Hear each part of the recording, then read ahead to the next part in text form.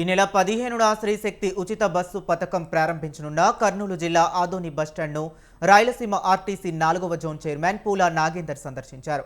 బస్టాండ్లో తగినన్ని బస్సులు, సిబ్బంది ఉన్నారా లేదా అని తెలుసుకోవటానికే ఇక్కడికి వచ్చానని తెలిపారు పూల నాగేందర్. ఉచిత బస్సు పథకంలో మహిళలకు ఎటువంటి సమస్యలు తలెత్తకుండా అన్ని చర్యలు తీసుకుంటామని, బస్టాండ్ చుట్టూ అపరిశుభ్ర వాతావరణం లేకుండా చూస్తామని హామీ ఇచ్చారు.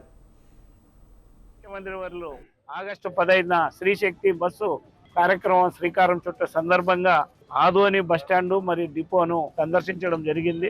అందులో భాగంగా బస్టాండ్ ప్రెమిసెస్ లో ఏమైనా అవసరాలు ఉన్నాయా, ఏమి పరిస్థితులని తెలుసుకొని తగు చర్యలకు డిఎం గారు కానీ, ఆర్ఎం గారు కానీ, ఈడీ గారు కానీ ఆదేశించడం అవుతుంది. ఇక్కడ ఫస్ట్ లో కొంచెం వాటర్ సరిగా లేదు, దాన్ని రెక్టిఫై చేయమని చెప్పాను. డ్రింకింగ్ వాటర్ మరుగుదొడ్లు పక్కన చెత్త చెదరాలు అవన్నీ లేకుండా చూడండి అని ఆదేశించడం అయింది.